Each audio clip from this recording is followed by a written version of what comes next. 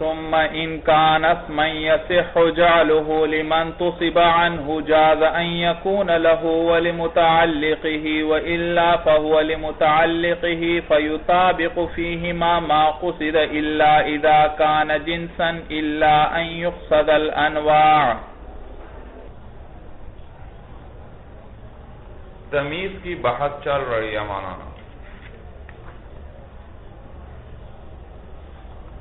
تمیز کے بارے میں آپ نے پڑھا وہ اس چیز کا نام ہے جو ابہام مستقر کو دور کرتی ہے ذات مذکورہ سے یا ذات مقدرہ سے. ابہام مستقر کا کیا معنی؟ وہ ابہام جو باعتبار وضع کے ہو، پختہ ہو گئی. اور ذات مذکورہ سے کبھی ابہام کو دور کرے گی تمیز، کبھی ذات مقدرہ سے. ذات مذکورہ سے اس میں اشارہ ہے اس تمیز کی طرف جو کس سے آئے؟ مفرد سے آئے. اور ذات مقدرہ اس سے کون سی تمیز مراد ہے جو کس سے آئے؟ نسبت سے آئے. اس لیے کہ نسبت سے جو تمیز آتی ہے وہ دراصل ذات مقدرہ سے آتی ہے.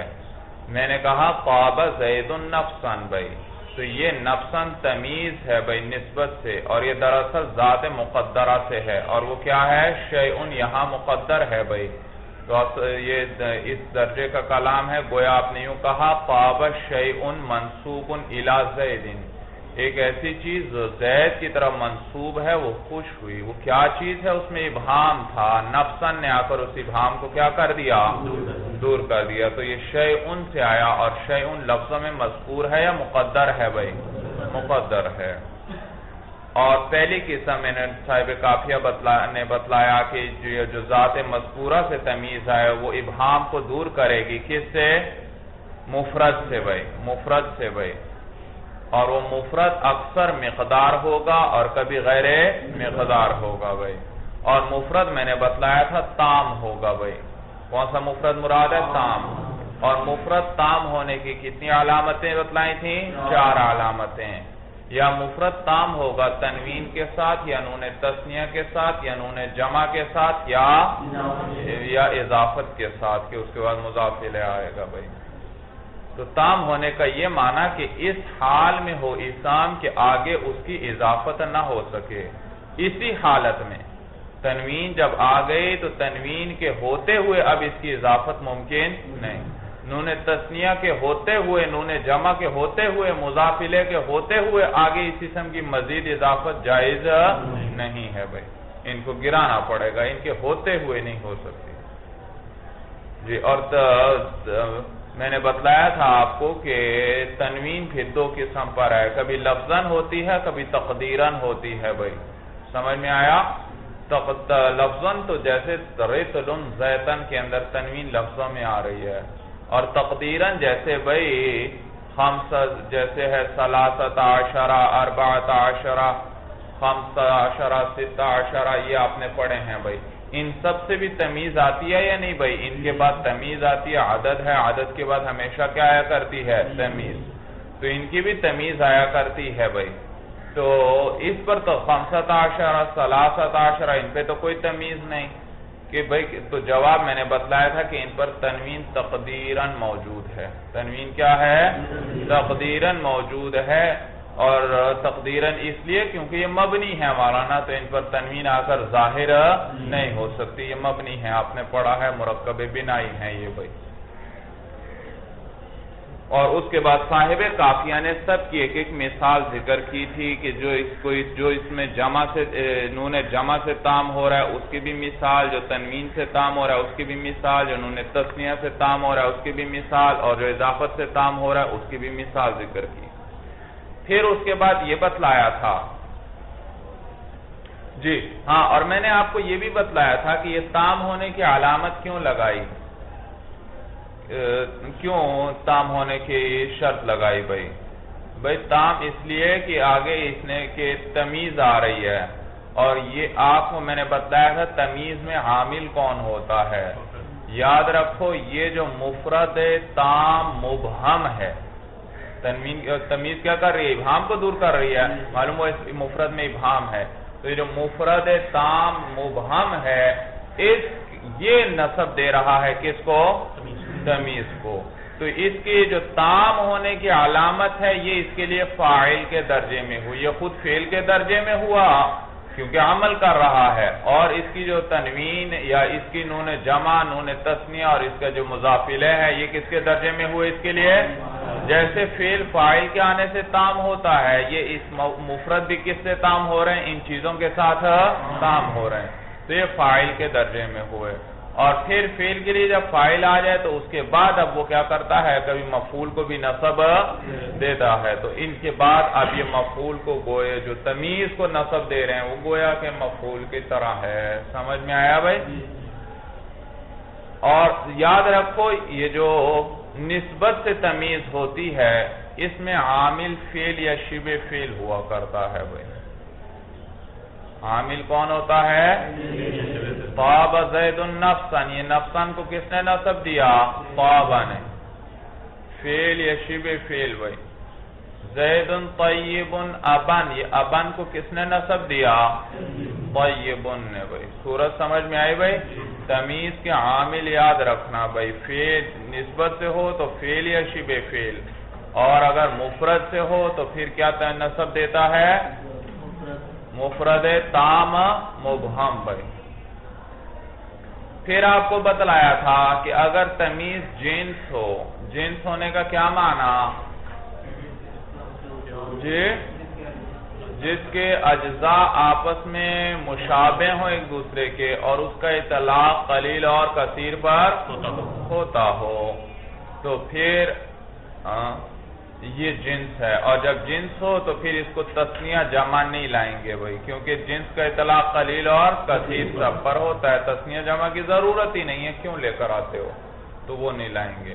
ہاں اگر انواع کا ارادہ کرنا چاہتے ہیں پھر کیا کریں گے؟ تثنیہ اور جمع اس کو لائیں گے۔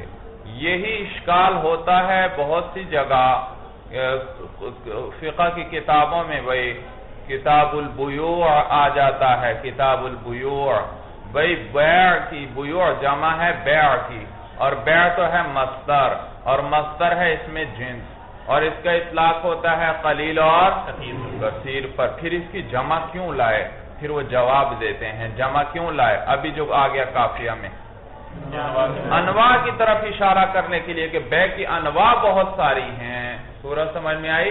تو جنس کو بھی جمع لے آتے ہیں تو انواع کی طرف اشارہ، پھر تثنیہ جمع لا سکتے ہیں، جتنی انواع بتلانا چاہتے ہیں، دو بتلانا چاہتے ہیں تو تثنیہ لیں، زیادہ بتلانا چاہتے ہیں تو جمع لیں۔ تو لہذا رتل زیتن، رتل زیتینی، رتل زیوتن، آپ کہنا صحیح ہو گیا۔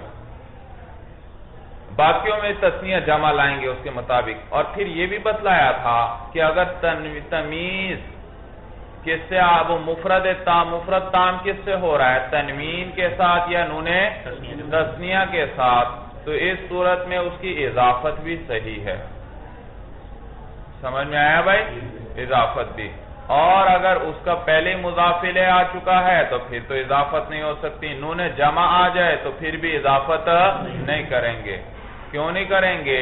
اس لیے کہ نون جمع کی صورت میں غیر تمیز کی بھی اضافت ہوتی رہتی ہے، تو اگر اب تمیز کی طرف بھی ہم اضافت کر دیں تو پتہ ہی نہیں چلے گا یہ مضاف الیہ تمیز ہے یا غیر تمیز۔ سمجھ میں آیا؟ اور غیر مقدار سے جو آتی ہے اس میں بتلایا تھا اکثر جر پڑھتے ہیں بھائی، غیر مقدار سے بھی کبھی آتی ہے لیکن اس میں اکثر کیا پڑھتے ہیں؟ جر، اضافت کی وجہ سے۔ اور کل آپ نے پھر پڑھا تھا کہ دوسری قسم کی جو تمیز ہے جو ذات مقدرہ سے آئے، وہ ذات مقدرہ سے صاحب قافیہ نے بتلایا، وہ دوسری قسم وہ ہے جو نسبت سے تمیز آئے، جملے کے اندر ہوگی یا شبہ جملہ کے اندر ہوگی یا اضافت کے اندر ہوگی۔ جو نسبت ہے جملے میں یا شبہ جملہ میں یا اضافت میں، اس سے تمیز آئے گی، اور یہ میں نے آپ کو بتلایا دراصل کس سے ہوتی ہے؟ ذات مقدرہ سے، ذات مقدرہ سے۔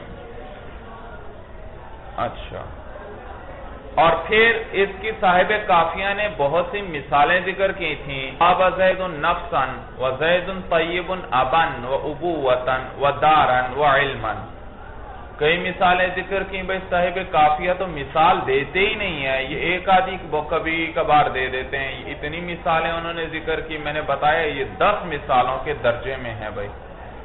تو بتلایا صاحب کافیہ دراصل انواع تمیز بتلانا چاہتے ہیں، اس لیے کہ کبھی تمیز عین ہوگی کبھی عرض ہوگی. عین وہ جس کا اپنا الگ وجود ہو، عرض وہ جس کا اپنا الگ وجود وہ غیر کے ساتھ قائم رہ سکتی ہے، الگ اکیلی قائم نہیں ہو سکتی. تو کبھی تمیز عین ہوگی کبھی عرض ہوگی. پھر ان دونوں کے اندر وہ اضافی ہوگی یا غیر. اضافی وہ چیز کہ اس کا سمجھنا دوسری کے سمجھنے پر موقوف ہو، اور غیر اضافی وہ جس میں ایسا نہ ہو، یعنی ایک کا سمجھنا دوسرے کے سمجھنے پر موقوف. جیسے میاں بیوی بھائی، میاں کس کو کہتے ہیں؟ جس کی بیوی ہو. بیوی کسے کہتے ہیں؟ جس کا میاں. تو ایک کا سمجھنا کیا ہے؟ دوسری کے سمجھنے پر موقوف ہے. شاگرد استاد بھائی، استاد کسے کہتے ہیں؟ جس کا شاگرد ہو. شاگرد کسے کہتے ہیں؟ جس کا. تو یہ دیکھو ایک کا سمجھنا دوسرے کے سمجھنے پر موقوف ہے بھائی. صورت سمجھ میں آئی؟ تو اسے کہتے ہیں اضافی. اور اس کے جہاں ایسا نہ ہو، ایک کا سمجھنا دوسری چیز کے سمجھنے پر موقوف نہ ہو، اسے کیا کہتے ہیں؟ غیر اضافی. تو عین تمیز یا عین ہوگی یا عرض، اور عین میں پھر وہ یا اضافی ہوگی یا غیر اضافی، عرض میں پھر وہ اضافی ہوگی یا غیر اضافی. 4 صورتیں. پھر ان چاروں میں کہ یہ تمیز جو آ رہی ہے یا تو منتصب عنہ سے ہوگی یہ تمیز، یا متعلق منتصب عنہ سے، یا دونوں سے ہونے کا احتمال ہوگا. تو یہ 3 صورت احتمال ہو گئے، اور ان 4 قسموں میں سے ہر ایک میں 3 عقلی احتمال آئے، تو کل کتنے بن گئے؟ 12 احتمال بن گئے. صورت سمجھ میں آئی بھائی؟ 12 عقلی احتمال. تو ان کو بتلانے کے لیے، اور میں نے بتایا تھا منتصب عنہ کس کو کہتے ہیں بھائی؟ جس کی وجہ سے نسب دیا گیا. نسب تو دراصل نسبت کی وجہ سے دیا گیا تھا، لیکن کس کو کہہ دیں گے یہاں پر بھائی؟ فاعل بھائی. کس کو؟ فاعل بھائی، کیونکہ فاعل کی وجہ سے اسناد آیا. فاعل نہ ہوتا تو اسناد بھی نہ ہوتا، تو گویا کہ وہ منتصب عنہ ہے، اس کی وجہ سے نسب دیا گیا ہے. تو تمیز منتصب عنہ سے بھی ہو سکتی ہے، متعلق منتصب عنہ سے. متعلق منتصب عنہ کیا چیز ہے؟ وہ شیئن ہے بھائی، وہی جو مقدر ہم نے نکالا تھا، وہ متعلق ہے یا نہیں؟ میں نے کہا طاب زید نفسا، ای طاب شیئن منصوب الی زید. یہ شیء زید سے متعلق ہے یا نہیں بھائی؟ جی. تو یہ شیئن یہ وہ متعلق منتصب عنہ ہے. زید منتصب عنہ، اور شیئن وہ جو ذات مقدرہ ہے وہ کیا ہے؟ متعلق منتصب عنہ. صورت سمجھ میں آ رہی ہے بھائی؟ تو کبھی تمیز صرف منتصب عنہ، اس تمیز کا اطلاق صرف منتصب عنہ پر ہو سکے گا، اسی کے ساتھ خاص ہوگی.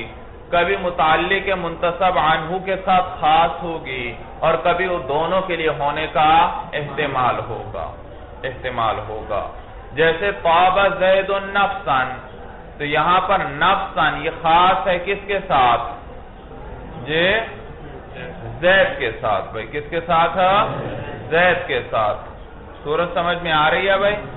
تو یہ، اور طاب زید ابن، اس میں کیا احتمال ہے؟ جی منتصب عنہ سے ہونے کا احتمال بھی ہے، اور متعلق منتصب عنہ سے ہونے کا احتمال بھی ہے.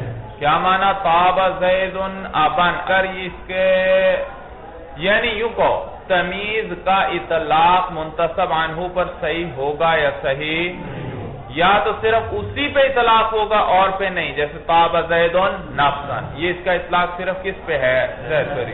اور طاب زید ابن، اس کا اطلاق زید پر بھی ہو سکتا ہے، اور وہ شیئن منصوب پر بھی ہو سکتا ہے. اب تو اگر زید سے ہو یہ تمیز تو کیا معنی؟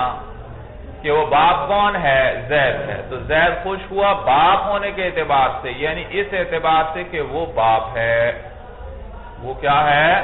باپ. اور متعلق منتصب عنہ کا بھی احتمال ہے. کیا معنی؟ زید خوش ہوا باپ کے اعتبار سے. کیا معنی؟ یعنی زید خوش ہوا اس اعتبار سے کہ یوں کہو کہ زید کا باپ خوش ہوا، یا زید خوش ہوا اس اعتبار سے کہ اس کا باپ ہے، کہ اس کا باپ ہے۔ صورت سمجھ میں آئی بھائی؟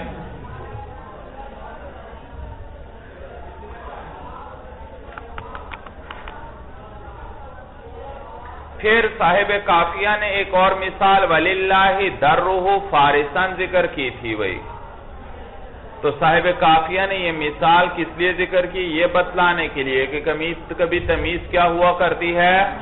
مشتق بھی کا صیغہ بھی آ جایا کرتی ہے، جیسے فارس اس میں فاعل آ رہا ہے بھائی یہاں پر فارس۔ تو میں نے بتایا فروسا یفروس فراستن سے ہے، گھڑ سواری میں ماہر ہونا بھائی۔ تو فارس شہسوار گھڑ سوار کو کہتے ہیں بھائی۔ تو اس جملے کا معنی کیا ہے؟ میں نے بتایا تھا درن اصل میں دودھ کو کہتے ہیں، اور عربوں کے لیے چونکہ دودھ سب سے زیادہ نفع والی چیز تھی، یہی ان کی خوراک تھی، تو اس دودھ میں ان کے لیے خیر کثیر تھی، بہت نفع تھا۔ پھر اس کے بعد جس چیز میں وہ کوئی خوبی اور کمال دیکھنے لگے اس کو کیا کہہ دے؟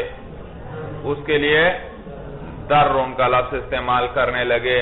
تو یہاں پر خوبی اور کمال کے معنی میں ہے للہ، یہ کلمہ عرب تعجب کے مقام پر بولتے ہیں جب کوئی بہت زیادہ حیرت والی بات ہو، کسی کی خوبی سے انسان بہت متاثر ہو، تو یوں کہتے ہیں وہ پھر وَلِلَّهِ دَرُّهُ فَارِسًا، اللہ ہی کے لیے ہے اس کی یہ خوبی، اللہ ہی کے لیے ہے اس کی یہ خوبی باعتبار شہسوار ہونے کے، یعنی یہ اتنی بڑی خوبی ہے کہ اس کے اپنے خود تو یہ حاصل کر ہی نہیں سکتا تھا، یہ تو کس نے عطا کی ہے اس کو؟ اللہ نے عطا کی ہے۔ سورہ سمجھ میں آئی؟ یا للہ درہ عالماً بھائی، یہ اللہ ہی کے لیے اس کے خوبی باعتبار عالم ہونے کے، یعنی وہ خود تو ایسا عالم بن ہی نہیں سکتا تھا، یہ تو کس نے بنایا؟ اللہ نے بنایا۔ معنی سمجھ میں آیا بھائی؟ تو تعجب کے مقام پر وہ بولا کرتے تھے اس کو بھائی۔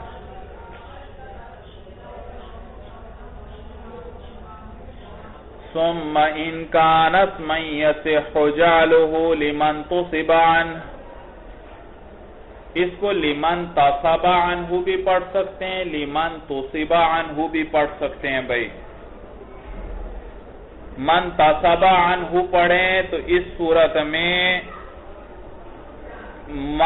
ما موصولہ ہوا، انتصب فعل، اس کے اندر ہوا ضمیر ہے جو راجع ہے تمیز کو، انتصب نصب کس نے پایا ہے بھائی؟ کون منصوب ہوئی ہے؟ تمیز۔ عنہ کس سے پایا ہے؟ ہاں ضمیر کس کو راجع ہے؟ اس میں موصول کو راجع ہے بھائی، کس کو؟ اس میں موصول عائد آ گیا بھائی۔ تو اور اگر چاہیں تو اس کو پڑھ لیں لمن تصب عنہ، کیا پڑھ لیں؟ لمن تصب عنہ پڑھ لیں۔ تو بھائی اس صورت میں یاد رکھنا ان تصب فعل مجہول آیا بھائی، ما موصولہ ان تصب فعل مجہول، اور فعل مجہول کے لیے ہمیشہ کیا چاہیے؟ نائب فاعل۔ بھائی یہ تو فعل لازمی ہے، فعل لازمی کا تو مفعول آتا ہی نہیں، اور نائب فاعل تو دراصل کس کو بنایا جاتا ہے؟ مفعول کو۔ تو یہاں پر اس کے مفعول کا پتہ ہی نہیں چل رہا، کیا ہو رہا ہے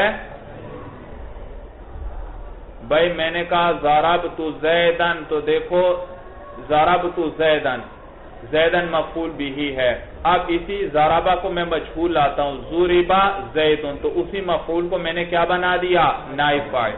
تو مفعول ہوگا تو اسے نائب فاعل بنائیں گے، اگر مفعول ہے ہی نہیں تو کسے نائب فاعل بنایا جائے گا؟ تو انتصب تو فعل لازم ہے، اس کے لیے کس کو بنائیں گے؟ نائب فاعل بھائی۔ تو یاد رکھنا اس صورت میں اس فعل کے اندر جو ضمیر ہوتی ہے نائب فاعل کی، وہ اسی کے مصدر کی طرف راجع کر دی جاتی ہے۔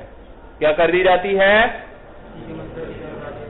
تو انتصب کے اندر جو نائب فاعل کی ضمیر ہے وہ اسی فعل کے مصدر کو راجع ہے، اے انتصب الانتصاب، انتصب عبارت سمجھ میں آ رہی ہے بھائی؟ اور ترجمہ کیسے کریں گے؟ ترجمہ کریں گے یقع کے ساتھ بھائی، یقع الانتصاب عنہ، یقع الانتصاب عنہ بھائی، یعنی نصب واقع ہوا ہے اس سے، اس اسم سے بھائی، یقع الانتصاب۔ یاد رکھنا بھائی، بعض اوقات کتابوں میں اس طرح آتا ہے کہ فعل آ جاتا ہے، فعل کے فاعل کا پتہ نہیں چلتا، یا فعل مجہول آ جاتا ہے، اس کے نائب فاعل کا پتہ نہیں چلتا۔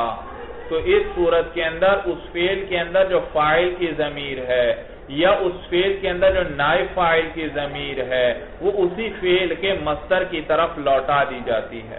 کیا کیا جاتا ہے؟ اسی فعل کے مصدر کی طرف لوٹا دی جاتی ہے۔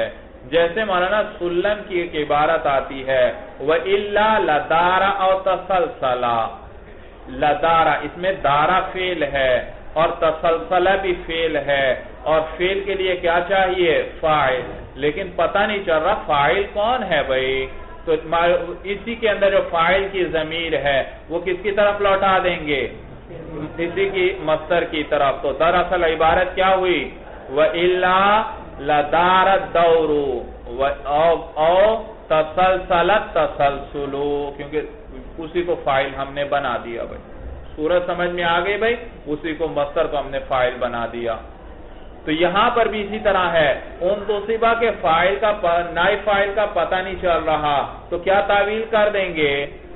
ان توصیبہ، اسی کے مصدر کی طرف ضمیر راجع کر دی، تو اسی کو آگے ذرا نکال کر لیا اور بات واضح ہو جائے ذرا، ان توصیبہ انتصاب عنہ۔ اب بات سمجھ میں آئی بھائی کہ جب بھی فعل کے فاعل یا نائب فاعل کا پتہ نہ چلے تو اس فعل معروف یا مجہول کے اندر جو ضمیر ہوگی وہ کس کو راجع کر دیں گے؟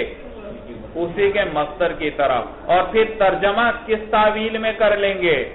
یقع الانتصاب، یعنی نصب واقع ہوا۔ کیا واقع ہوا؟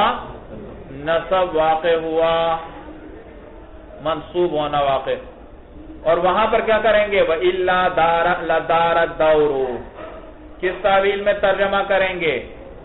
یقع الدور، دور واقع ہوگا، او تسلسلت تسلسل، کیا ترجمہ کریں گے؟ یقع التسلسل، کیا واقع ہوگا؟ تسلسل واقع ہوگا بھائی۔ صورت سمجھ میں آ گئی بھائی؟ تو یہاں بھی اسی طرح کر لیں گے پھر بھائی۔ کہتے ہیں ثم ان کان اسمن، پھر اگر وہ تمیز کیا ہو؟ ایسا اسم ہو۔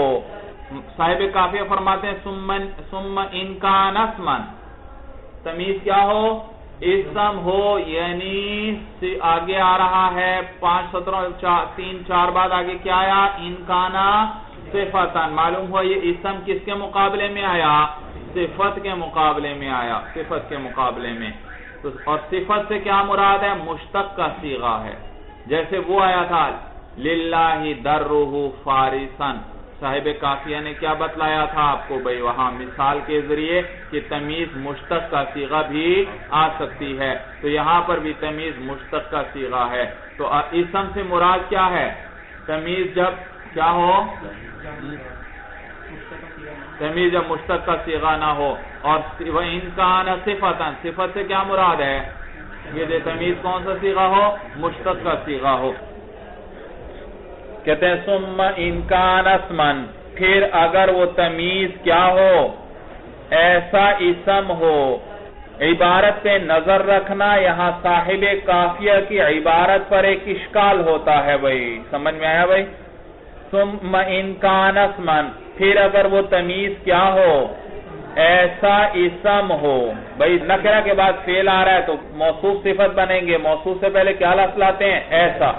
ثم ان کان اسمن، پھر اگر وہ تمیز ایسا اسم ہو، یصح جعلہ لمن تصب عنہ، کہ صحیح ہے اس کو بنانا منتصب عنہ کے لیے، صحیح ہو اس کو منتصب عنہ کے لیے بنانا صحیح ہو۔ منتصب عنہ کے لیے بنانے کا کیا معنی؟ یعنی اس پر اس کا اطلاق صحیح ہو، منتصب عنہ پر اس کا اطلاق صحیح ہو۔ بھئی وہ مثالیں بھول گئے، یاد ہیں بھئی؟ میں نے کیا کہا؟ طاب زید ابن، زید خوش ہوا کس اعتبار سے؟ باپ ہونے کے اعتبار سے۔ اب ابن تمیز آئی، اب، اور اس اب کا اطلاق زید پر صحیح ہے یا صحیح نہیں؟ زید اب ہے، اس کو کہا جا سکتا ہے یا نہیں کہا جا سکتا؟ کہا جا سکتا ہے۔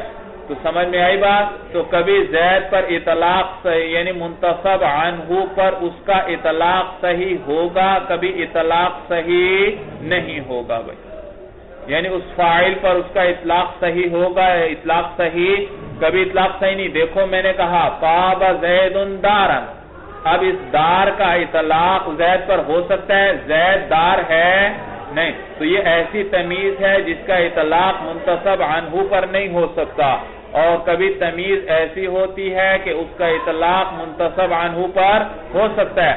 جیسے میں نے کیا مثال ذکر کی؟ طاب زید ابن، تو زید جو فاعل ہے اس پر اب کا اطلاق ہو سکتا ہے۔ تو کہتے ہیں اگر تمیز ایسا اسم ہو کہ صحیح ہو اس کو منتصب عنہ کے لیے بنانا، کس کے لیے بنانا؟ منتصب عنہ کے لیے بنانا صحیح ہو، یعنی اس پر اس کا اطلاق کیا ہو؟ صحیح ہو۔ جاز ان یکون لہ ولمتعلقہ، تو جائز ہے کہ یہ تمیز ہو منتصب عنہ سے، ولمتعلقہ، اور اس کے متعلق سے، یعنی اس کو اس منتصب عنہ سے بھی تمیز بنانا صحیح، اور متعلق منتصب عنہ سے تمیز بنانا بھی۔ دیکھو طاب زید ابن، اس اب کا اطلاق زید پر صحیح ہے، تو اس کو منتصب عنہ سے تمیز بنانا بھی صحیح۔ منتصب عنہ کون ہے؟ زید، تو اس کو زید سے تمیز بنانا بھی صحیح۔ کیا معنی ہوگا؟ طاب زید ابن، زید خوش ہوا اس اعتبار سے کہ وہ باپ ہے، اور آپ چاہیں تو اس کو کس کے لیے بنا دیں؟ متعلق منتصب عنہ کے لیے۔ طاب شیء منصوب الی زید، زید کی طرف منصوب ایک چیز خوش ہوئی، اور وہ کیا ہے؟ زید کا باپ، زید کا، کیونکہ زید کا باپ، دیکھو باپ کی نسبت کس کی طرف کی گئی ہے؟ تو یہ ایک شے ہے جس کی نسبت ہو رہی ہے کس کی طرف؟ زید کی۔ تو لہذا جب تمیز ایسا اسم ہو کہ صحیح ہو اس کو منتصب عنہ کے لیے بنانا، تو جائز ہے اس صورت میں کہ وہ تمیز منتصب عنہ کے لیے ہو، اور اس کے یعنی دونوں میں سے جس کے لیے چاہیں کیا کر سکتے ہیں اسے، یہ بھی جائز ہے وہ منتصب عنہ کے لیے تمیز ہو، یہ بھی جائز ہے کہ وہ متعلق منتصب عنہ کے لیے تمیز ہو بھائی۔ جب میں نے کہا طاب زید ابن، تو اس کا یہ معنی بھی صحیح، زید خوش ہوا اس اعتبار سے کہ وہ باپ ہے، تو میں نے اب اس کو کس کے لیے تمیز بنا دیا؟ زید کے لیے، اور اس کو متعلق منتصب عنہ سے بھی تمیز بنانا صحیح۔ طاب زید ابن، کیا معنی؟ زید خوش ہوا اس اعتبار سے کہ اس کا باپ ہے۔ سمجھ میں آیا؟ تو یہاں دیکھو تمیز ایسی تھی کہ جس کا حمل منتصب عنہ پر صحیح تھا، تو اس صورت میں اس کو منتصب عنہ سے تمیز بنانا بھی جائز، اور متعلق منتصب عنہ کے لیے تمیز بنانا بھی جائز ہے۔ وَإِلَّا، اور اگر ایسا نہ ہو، فَهُوَ لِمُتَعَلِّقِهِ، یعنی منتصب عنہ پر اس کا حمل اس کو منتصب عنہ کے لیے بنانا جائز۔ جب منتصب عنہ کے لیے بنانا جائز ہی نہیں ہے، مثلا میں نے کہا طاب زید دارن، اس دار کا حمل زید پر صحیح ہے، زید دار ہے، تو یہاں پر زید پر دار کا حمل صحیح نہیں، اس کا اطلاق زید پر ہو ہی نہیں سکتا، تو لہذا اس صورت میں جب منتصب عنہ کے لیے اس کو تمیز بنانا درست ہی نہیں ہے، تو پھر لازمی بات ہے یہ تمیز صرف کس کے لیے آ جائے گی؟ یہ صرف متعلق منتصب عنہ کے لیے، کس کے لیے ہوگی؟ تو طاب زید دارا، زید خوش ہوا کس اعتبار سے کہ اس کا گھر ہے۔ بات سمجھ میں آ گئی بھائی؟ تو کہتے ہیں وَإِلَّا، اور اگر ایسا نہ ہو، یعنی اگر اس کو منتصب عنہ کے لیے بنانا جائز نہ ہو، فَهُوَ لِمُتَعَلِّقِهِ، تو یہ تمیز کس کے لیے ہوگی؟ اس منتصب عنہ کے متعلق ہے۔ عبارت سمجھ میں آئی صاحب کافیہ کی؟ اب دوبارہ سننا بھائی، اب میں اشکال ذکر کروں گا. کہتے ہیں ثم ان کان اسما یصح جعلہ لمن تصب عنہ جاز ان یکون لہ ولمتعلقہ. پھر اگر تمیز ایسا اسم ہو کہ صحیح ہو اس کا اطلاق منتصب عنہ پر، تو جائز ہے کہ وہ منتصب عنہ کے لیے ہو، اور جائز ہے کہ وہ کس کے لیے ہو؟ متعلق منتصب عنہ، دونوں سے ہونا صحیح. اور اگر ایسا نہ ہو تو پھر تمیز کس کے لیے ہوگی؟ متعلق منتصب عنہ. تو دیکھو میں نے تو آپ کو بتلایا تھا یہاں 3 صورتیں بنتی ہیں. تمیز کبھی صرف کس سے آئے گی؟ صرف منتصب عنہ سے آئے گی، متعلق سے آئے گی ہی. اور دوسری صورت یہ تھی کہ صرف کس سے آئے گی؟ صرف متعلق منتصب عنہ سے تمیز ہوگی. تیسری صورت تھی کہ دونوں سے ہونے کا احتمال. لیکن صاحب کافیہ جو عبارت ذکر کر رہے ہیں اس میں صرف 2 صورتیں آ رہی ہیں بھائی. ایک صورت وہ کہ جس کے اندر تمیز صرف کس سے ہو؟ متعلق سے ہو. اور دوسری صورت یہ کہ متعلق پر بھی حمل صحیح ہوگا اور منتصب عنہ پر بھی حمل صحیح. تیسری جو صرف کس کے ساتھ ہو؟ صرف منتصب عنہ سے ہو، اس کو انہوں نے ذکر کیا عبارت میں. پہلی صورت میں کیا دیا؟ جاز ان یکون لہ ولمتعلقہ، دونوں کے لیے اس کا ہونا جائز. اور اگلی میں کہہ دیا فہو لمتعلقہ، ورنہ وہ کس کے لیے ہوگی؟ متعلق. صرف منتصب عنہ والی صورت انہوں نے ذکر کی. اشکال سمجھ میں آیا؟ صاحب کافیہ کے عبارت میں اشکال ہوتا ہے کہ تیسری صورت ذکر نہیں کی انہوں نے بھائی، ذکر نہیں کی. تیسری صورت انہوں نے یہاں پر ذکر، چنانچہ شارحین محتاج ہوئے، انہوں نے اس شرط کے اندر ثم ان کان اسما یہاں ایک قید بڑھانا پڑی. کیا کیا؟ تاکہ وہ 3 صورتیں تو کل کتنی بنتی تھیں؟ 3. اور صاحب کافیہ کی عبارت میں کتنی صورتیں آ رہی ہیں؟ 2 صورتیں آ رہی ہیں. تو محتاج ہوئے کہ یہاں پر ایک قید بڑھا دیں. کیا تھا عبارت؟ کیا تھی؟ ثم ان کانا. کانا کی ضمیر میں نے کس کو راجع کی تھی؟ تمیز کو. پھر اگر وہ تمیز ایسا اسم ہو، یہ ترجمہ کیا تھا. اب اس تمیز کے ساتھ ایک قید بڑھا دو. پھر اگر وہ تمیز، بھئی آپ کی کتابوں میں ہے بین سطور، بعد ما لم یکن نصا فی المنتصب عنہ. جی اچھا چلو پھر بس ویسے یاد رکھیں.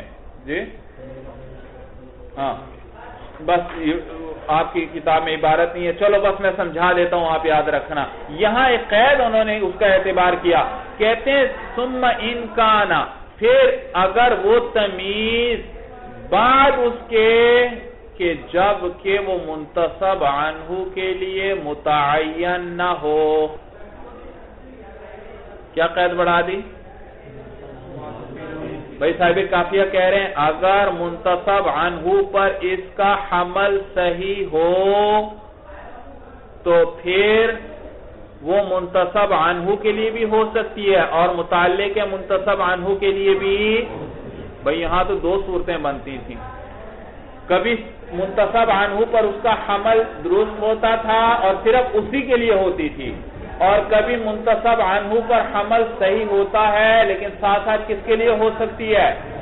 متعلق منتصب عنہ کے لیے بھی تو ہو سکتی ہے. دیکھو میں نے کہا طاب زید نفسا، زید خوش ہوا کس اعتبار سے؟ نفس کے اعتبار سے. کس اعتبار سے؟ اب اس نفس کا نفس جو ہے یہ صرف زید سے تمیز آ سکتا ہے، شے سے تمیز اس متعلق منتصب عنہ سے تمیز نہیں بن. کیوں؟ اس لیے کہ منتصب عنہ کی ذات اور ہے اور متعلق منتصب عنہ کی ذات اور ہے. دونوں الگ الگ ہیں یا ایک ہی ہیں؟ ایک زید ہے، ایک شے منصوب الی زید ہے. دونوں الگ الگ چیزیں ہو گئیں یا نہیں ہو گئیں؟ دونوں الگ چیزیں ہو گئیں. تو یہاں نفس آیا مولانا، مثلا منتصب عنہ کا نفس وہ اس سے غیر ہے یا وہی ہے؟ زید کی ذات اس سے کوئی الگ ہے یا خود زید ہی ہے؟ زید ہی ہے، تو زید پر تو اس کا حمل صحیح ہے، زید پر تو اس کا حمل، لیکن اگر اس کا حمل شے پر کرتے ہیں آپ تو شے تو زید سے غیر ہے، اور ذات زید کی زید سے غیر ہے یا وہ زید ہی ہے؟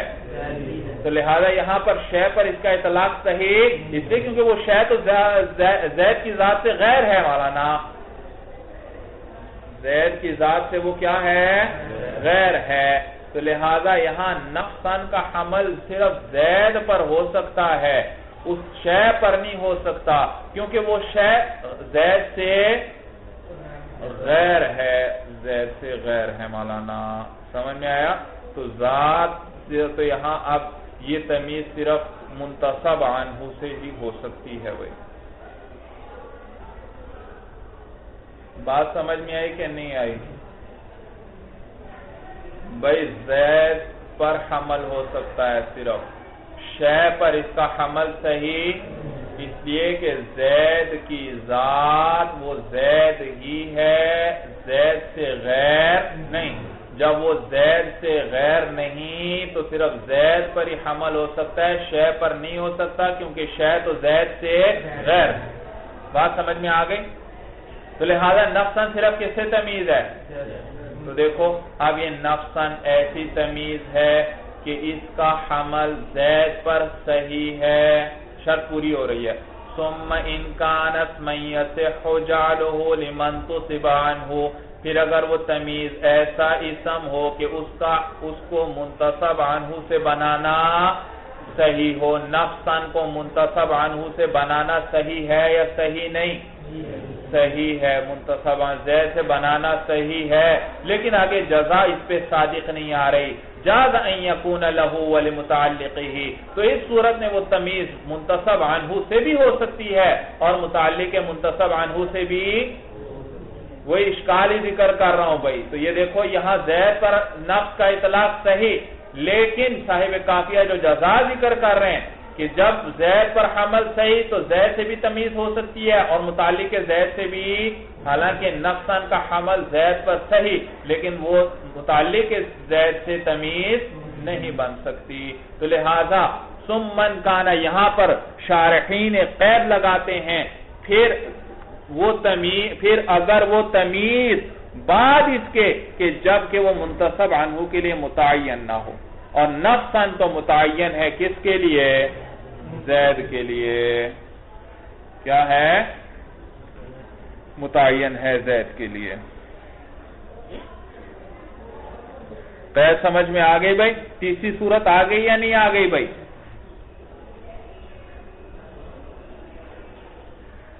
تو کہتے ہیں پھر اگر وہ تمیز بعد اس کے کہ جب کہ وہ منتصب عنہ کے لیے متعین نہ ہو، پھر وہ تمیز ایسا اسم ہو کہ صحیح ہو، اس کا حمل منتصب عنہ پر متعین نہیں ہے اور جائز ہے اس منتصب عنہ پر عمل، تو اب تو اس صورت میں بھائی وہ دوسری صورت آ گئی، جاز ان یکون لہ ولمتعلقہ، جائز ہے کہ وہ کس کے لیے ہو؟ منتصب عنہ کے لیے ہو یا متعلق ہے؟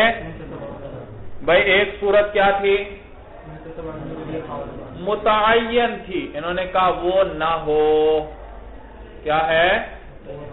متعین والی صورت نہ ہو، ورنہ متعین والی صورت پر بھی شرط صادق آ رہی تھی۔ شرط کیا ذکر کیا ہے انہوں نے؟ اگر تمیز ایسا اسم ہو کہ اس کا حمل منتصب عنہ پر، دو مثالیں سامنے رکھو، طاب زید نفسا، طاب زید ابن، دونوں صورتیں اس میں داخل ہو رہی ہیں۔ اگر تمیز کیا ہو؟ ایسا اسم ہو کہ اس کا حمل منتصب عنہ پر صحیح ہو، طاب زید نفسا، یہ بھی آ گئی کیونکہ اس میں بھی نفس کا حمل زید پر صحیح، طاب زید ابن، یہ بھی داخل ہوئی کیونکہ اب کا اطلاق زید پر صحیح، دونوں آ گئی یا نہیں آ گئی؟ لیکن جزا نہیں صادق آ رہی، جاز ان یکون لہ ولمتعلقہ، جائز ہے کہ وہ تمیز کس کے لیے ہو؟ منتصب عنہ کے لیے ہو یا متعلق ہے؟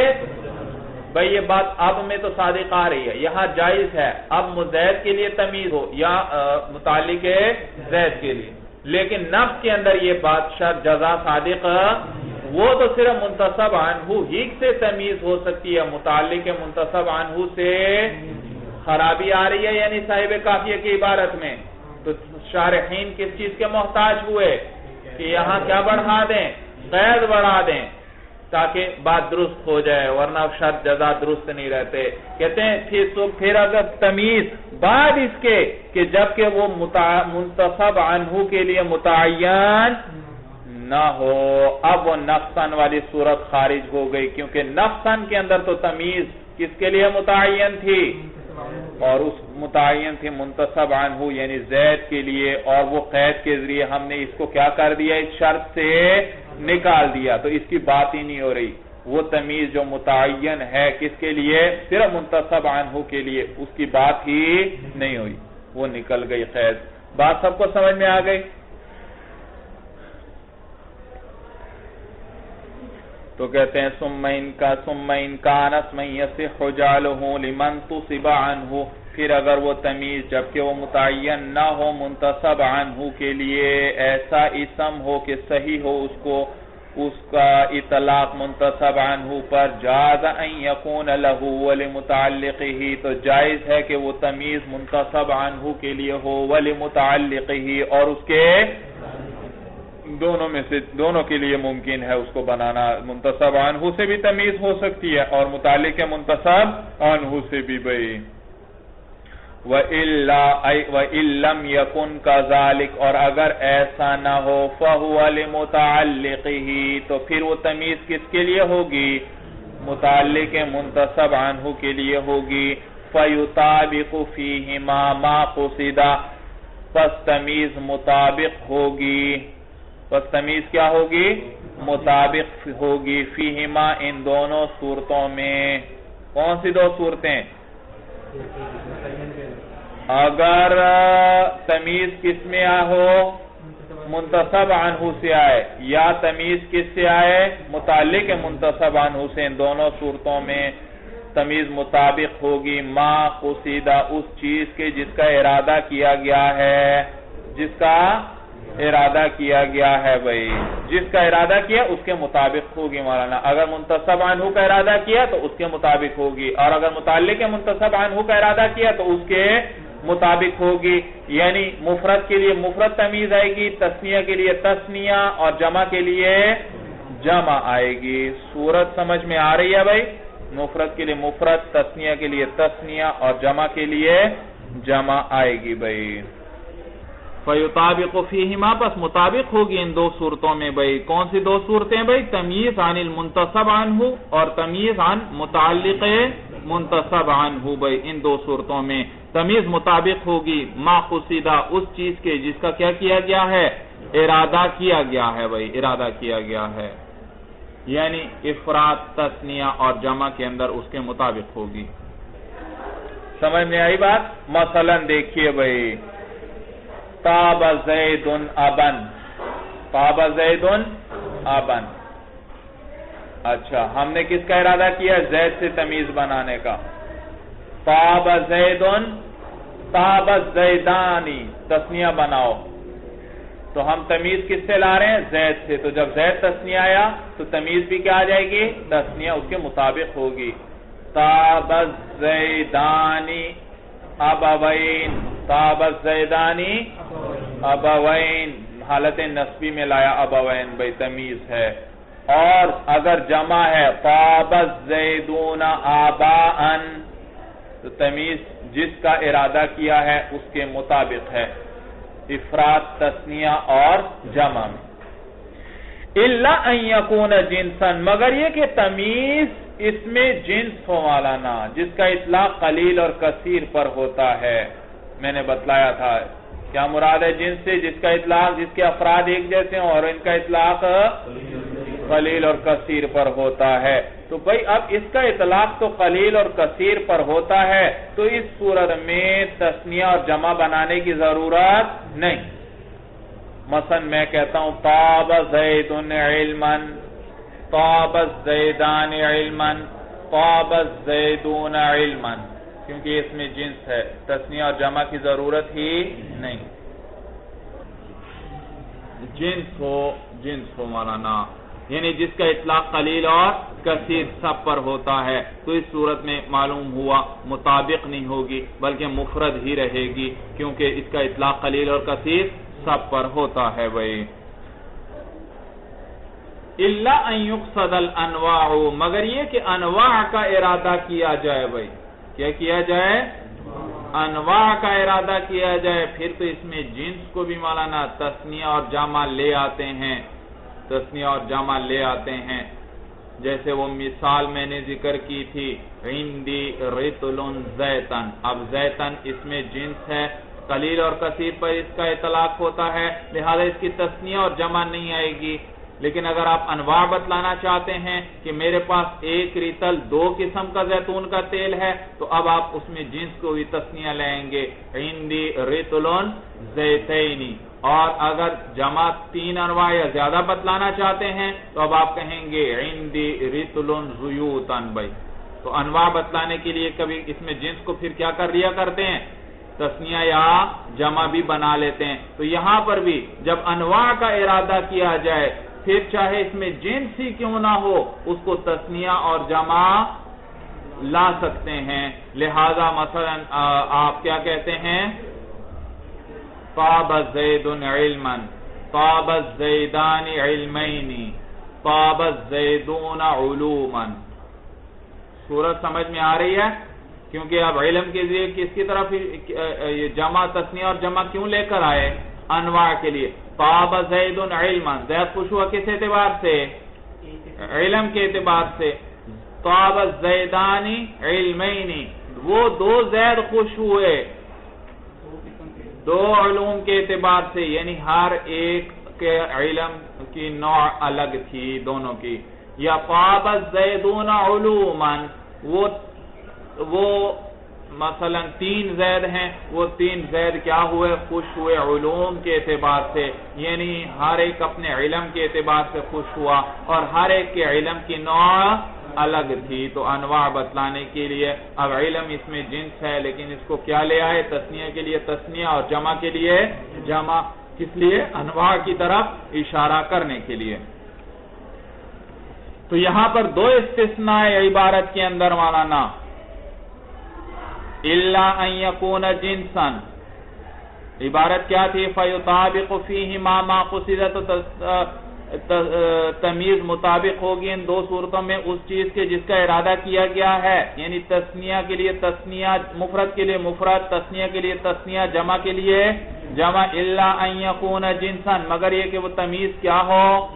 جنس ہو، تو پھر اس صورت میں یہ مفرد ہی رہے گی۔ پھر آگے ایک اور استثناء آ گیا، تو یاد رکھیے جو استثناء ثانی ہے یہ مفہوم کلام سے ہے بھائی۔ کس سے ہے؟ مفہوم کلام سے استثناء ہے۔ ما قبل والے کلام سے ایک بات سمجھ میں آ گئی۔ کیا بات سمجھ میں آئی؟ ما قبل میں کہا کہ تمیز مطابق ہوگی جس سے لائی گئی ہے، کس چیز کے اندر؟ افراد، تثنیہ اور جمع، مگر یہ کہ تمیز کیا ہو؟ جنس ہو، تو پھر وہ کیا رہے گی؟ مفرد۔ اس سے ایک بات سمجھ میں آئی کہ تمیز جب اس میں جنس ہوگی تو مفرد رہے گی، تمیز جب اس میں جنس ہوگی تو کیا ہوگی؟ مفرد رہے گی۔ الا ان یقصد الانواع، مگر یہ کہ کس کا ارادہ کیا جائے؟ انواع کا، پھر چاہے اس میں جنس سے کیوں نہ ہو، اسے کیا کریں گے؟ تثنیہ یا جمع لا سکتے ہیں، لائیں گے بھائی۔ تو یہ استثناء ہے مفہوم کلام سے۔ یہاں سے ما قبل والے استثناء کو ختم کرو، اس سے سارے کلام کو ملاؤ، اس سے ایک بات مفہوم ہوئی۔ کیا مفہوم ہوئی؟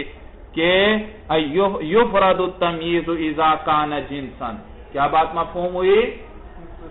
یفرد التمییز اذا کان جنسا، مفرد لایا جائے گا تمیز کو اذا کان جنسا، جب وہ کیا ہو؟ جنس ہو۔ الا ان یقصد الانواع، مگر یہ کہ کس کا ارادہ کیا جائے؟ انواع کا۔ تو یہ استثناء ثانی مفہوم کلام سے ہے بھائی، بات سمجھ میں آ گئی؟ وَإِن كَانَ صِفَةً، اور اگر تمیز کیا ہو؟ صفت کا صیغہ ہو۔ صاحب کافیہ فرماتے ہیں ثم ان كان اسما، تمیز کیا ہو؟ اسم ہو، یعنی آگے کیا آیا؟ ان کانا صفاتن، معلوم ہوا یہ اسم کس کے مقابلے میں آیا؟ صفت کے مقابلے میں آیا، صفت کے مقابلے میں. اور صفت سے کیا مراد ہے؟ مشتق کا صیغہ ہے.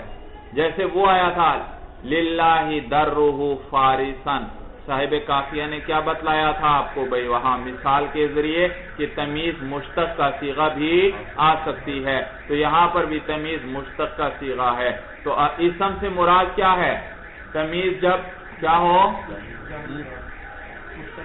تمیز جب مشتق کا صیغہ نہ ہو. اور وَإِن كَانَ صِفَةً، صفت سے کیا مراد ہے؟ یہ تمیز کون سا صیغہ ہو؟ مشتق کا صیغہ ہو. تو کہتے ہیں وَإِن كَانَ صِفَةً، اور اگر تمیز صرف مشتق کا صیغہ ہو، صفت ہو یعنی مشتق کا صیغہ ہو، كَانَتْ لَهُ، تو پھر یہ صرف منتصب عنہ کے لیے ہوگی. یہ صفت کس کے لیے ہوگی؟ منتصب عنہ کے لیے ہی ہو سکتی ہے. یہ متعلق منتصب عنہ کے لیے نہیں بھئی. وَطِبْقَهُ، یہ وہ بمانے مع کے ہے مولانا. طبق اسم ہے بمانے مطابقت کے. یہ مفعول معہ آ گیا. جاءنی زید و عمرا، کیا معنی تھا؟ آیا میرے پاس زید کس کے ساتھ؟ عمر کے ساتھ. تو یہ بھی اسی طرح ہے، مفعول معہ ہے اور اس کے مطابق ہوگی، یعنی منتصب عنہ کے مطابق ہوگی. وہ مفرد ہے تو یہ بھی مفرد، وہ تثنیہ ہے تو یہ جو تمیز مشتق ہے صفت ہے یہ بھی تثنیہ. اور جمع کے لیے جمع، مذکر کے لیے مذکر، مؤنث کے لیے مؤنث. واحتملت الحال، اور یہ صفت جو ہے حال کا بھی احتمال رکھتی ہے. کس چیز کا احتمال رکھتی ہے؟ بھئی یہ جو مشتق کا صیغہ آیا للہ درہ فارسن، یہ جیسے کس چیز کا ہے؟ اسے کیا بنایا؟ تمیز بنایا، لیکن یہ صفت حال بننے کا بھی احتمال رکھتی ہے بھئی. اس کو حال بھی بنا سکتے ہیں بھئی. معلوم ہوا کہ تمیز مشتق بھی آ سکتی ہے، لیکن جو تمیز مشتق ہوگی اس کو حال بنانا بھی صحیح ہے. وَلَا يَتَقَدَّمُ التَّمْيِيزُ عَلَىٰ عَامِلِهِ، تمیز اپنے عامل پر مقدم نہیں ہوگی بھئی، اپنے عامل پر مقدم نہیں ہوتی بھئی. وَالْأَصَحُّ، اور صحیح مذہب یہ ہے. اچھا بھئی عامل کون ہے تمیز کے اندر؟ مفرد تمیز ہو، مفرد ہے، لہذا میں کہتا ہوں عندی رسل زیتن. اب زیتن کو میں رسل پر مقدم کر سکتا ہوں؟ جائز نہیں. عندی زیتن رسل کہنا صحیح نہیں. اور آگے بتلا رہے ہیں آپ کو کہ صحیح مذہب کے مطابق فعل پر یا شبہ فعل پر بھی مقدم نہیں ہو سکتی، جبکہ امام مازنی اور امام مبرد فرماتے ہیں کہ فعل پر کیا ہو سکتی ہے؟ مقدم ہو سکتی ہے.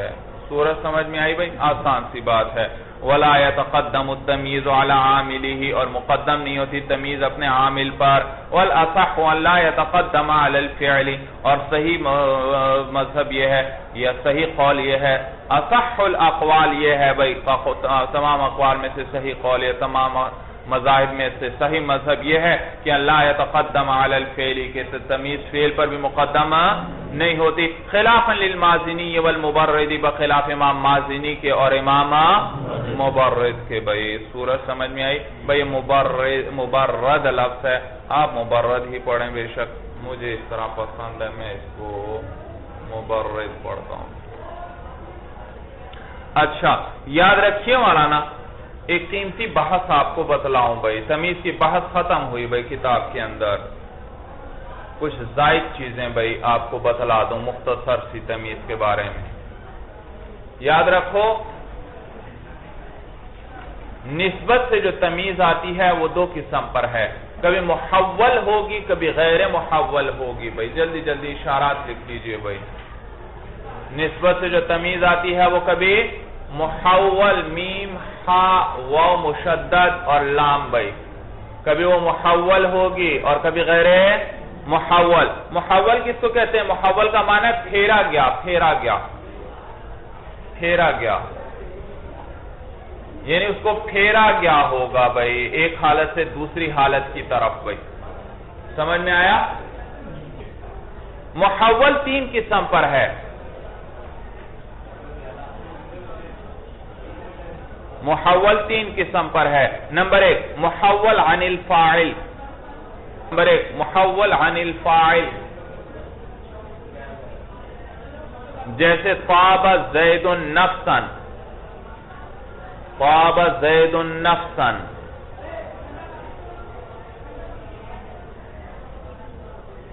طاب زید نفس، اصل میں تھا طاب نفس زید، اصل میں تھا طاب نفس زید،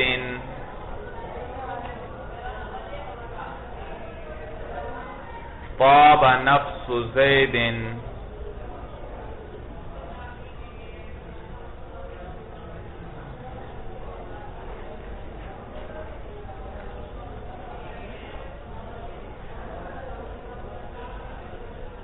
سمجھ میں آیا بھائی؟ طاب زید نفسا اصل میں کیا تھا؟ تو یہ تمیز در اصل فاعل تھی، پھر اس کو پھیر کر کیا بنا دیا گیا؟ تمیز بنا دیا گیا۔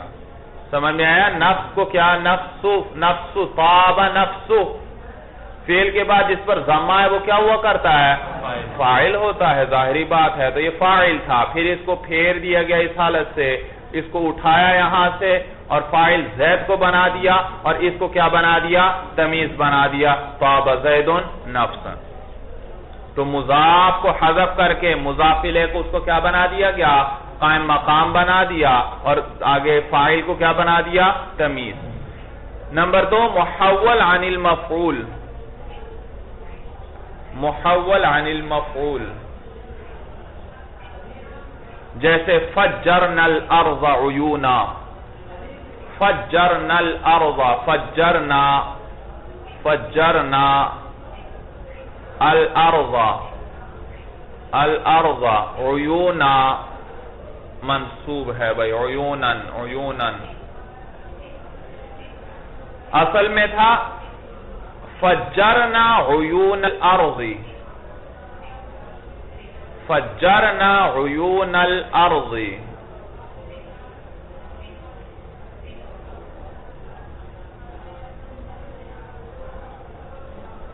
تو دیکھا یہ عیون الارض یہ کیا بن رہا تھا؟ فجرنا کے لیے مفعول بن رہا تھا، تو یہ تمیز در اصل مفعول ہے، مفعول تھی، پھر اس کو مفعول سے اٹھایا، حذف کیا، مضاف کو حذف کیا اور مضاف الیہ کو کیا بنا دیا؟ اس کا قائم مقام بنا دیا، فجرنا الارض، اور اس عیون جو مضاف کو آپ نے حذف کیا اس کو کیا بنا دیا گیا؟ جی اس کو تمیز بنا دیا گیا، فجرنا الارض عیونا۔ تو یہ کیا کہلاتی ہے؟ تمیز محول عن المفعول، یہ مفعول کے درجے میں ہوتی ہے۔ ایک تھی محول عن الفاعل، وہ کس کے درجے میں ہوتی ہے؟ فاعل کے درجے میں ہوا کرتی ہے۔ تو ترجمہ وہاں کیا کریں گے؟ زید کا نفس خوش ہوا۔ نمبر 3 محول عن المبتدا،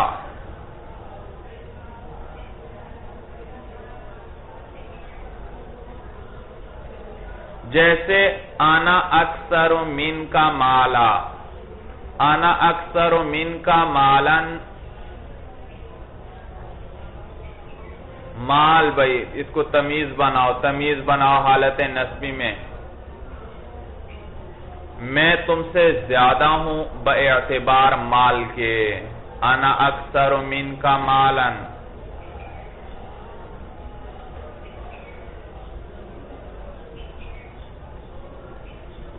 اصل میں کیا تھا؟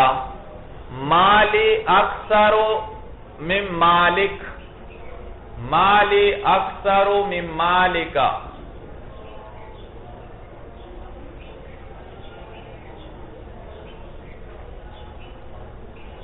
مالی اکثر من مالک،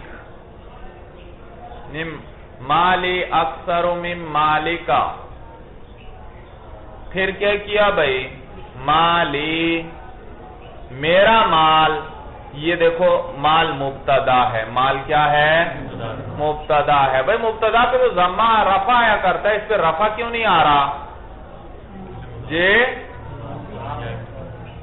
بھائی رفع آ رہا ہے اس پر، لیکن تقدیراً ہے، کیونکہ یہ کس کی طرح مضاف ہے؟ یا متکلم کی طرف، اور 16 قسموں میں وہ قسم جس میں وہ اسم غیر جمع مذکر سالم کے علاوہ کوئی مضاف کو یا متکلم کی طرف تو اس کا اعراب تینوں حالتوں میں کیا ہوتا ہے؟ تقدیری، غلامی کی طرح بھائی.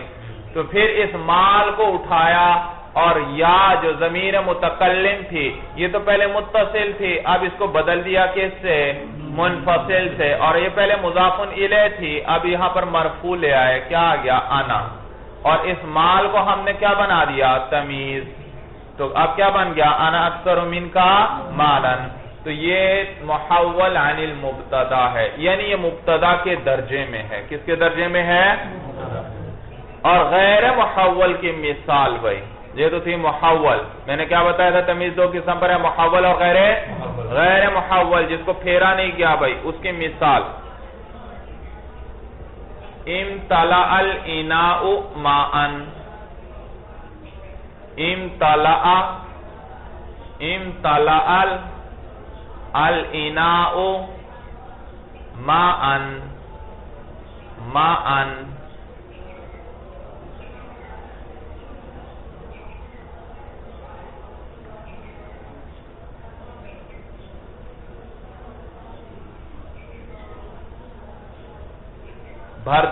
برتن بھر گیا باعتبار پانی کے.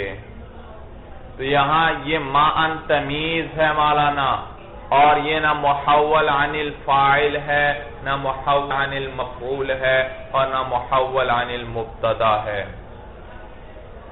یہ بات سمجھ میں آ گئی بھائی؟ تو تمیز کبھی کیا ہوتی ہے؟ محول عن الفاعل، کبھی محول عن المفعول، کبھی محول عن المبتدا. تو یہ جس سے محول ہوئی ہے اسی کے درجے میں ہے. محول عن الفاعل ہے، فاعل سے پھیری گئی ہے تو یہ فاعل کے درجے میں. اگر یہ مفعول سے محول ہے تو یہ مفعول کے درجے میں. یہ اگر مبتدا سے محول ہے تو یہ کس کے درجے میں؟ مبتدا کے درجے میں ہوگی بھائی. صورت سمجھ میں آ گئی بھائی؟ لو بھائی تمیز کی بحث مکمل ہوئی بھائی. چلیے مولانا، ھذا هو المرام، واللہ اعلم بحقیقت الکلام.